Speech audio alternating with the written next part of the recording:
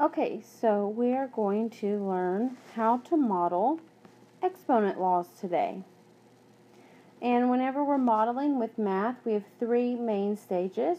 We want to build it, draw it, and write it.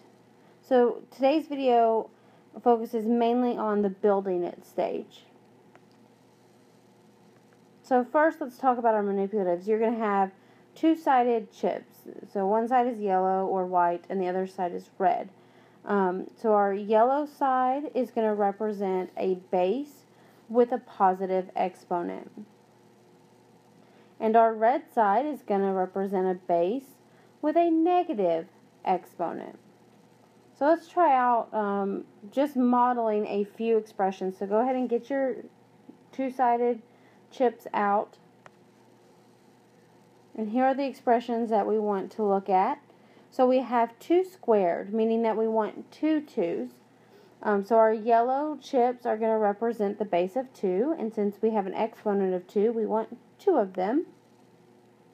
And then you would write this as 2 times 2. So that's the written stage of this, and this is called expanded notation. So go ahead, try to do 2 to the negative second. See if you can get that one correct. So hopefully you did 2 red chips because the exponent is negative. The base is still 2, but our exponent changes the color. Okay. And that is represented by 2 to the negative first times 2 to the negative first. Go ahead and try 2 to the 4th power. So hopefully you have 4 yellow chips, and you have 4 of them because the exponent is 4, and you have yellow because it is positive. And here's what it looks like as expanded notation. And then one more, 2 to the negative third.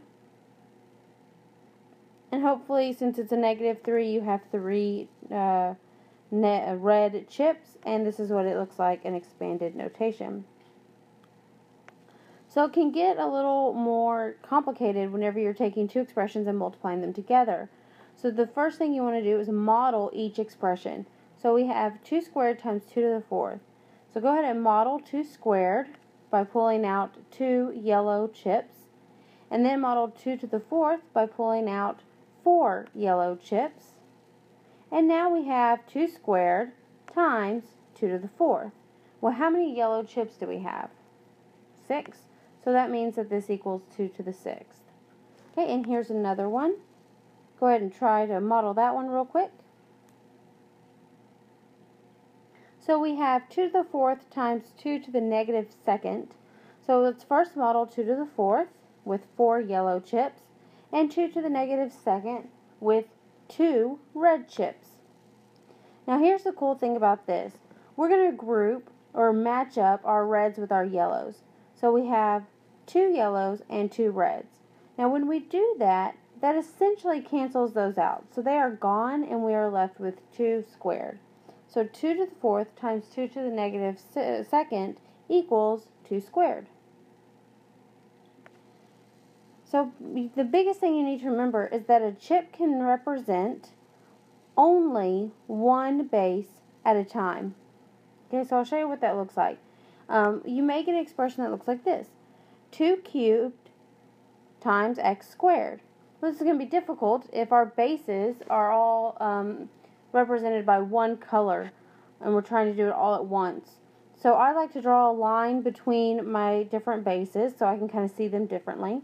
And then we have 2 to the 3rd, so I model that, and 2 square, or x squared, I model that. So in this case, the chips on the left side of my line represent 2 cubed, and then the ones on the right side represent x squared. This is not the same thing as 2 times x to the 5th, which happens a lot. Everyone thinks this, but it doesn't work this way. So I'll show you the difference. If I draw the line down the middle, okay, and I represent it, you can easily tell that we have 2 2's on the blue expression and only 1 on the pink expression. So they can't be equal to each other, and they need to be. Also, if you look at our variable x's, we've got 2 x's on the blue expression and 5 on the pink expression. So don't think that you just put it all together and rearrange it a different way. You've really got to make sure you're representing these correctly. So let's practice with some of these. Now, when you're drawing it, this is what you can do. You can take 2 to the third times x squared, and you can say, well, my base of 2 is going to be represented by the color orange, and my base of x is going to be represented by the color yellow. So to represent 2 cubed, we would have 3 oranges and 2 yellows for x squared. Okay, that's the appropriate way to model this situation. So when you build it, you want to use chips. When you draw it, you want to use colors. And when you write it, you use numbers and or variables depending on your expression. Okay. Thank you.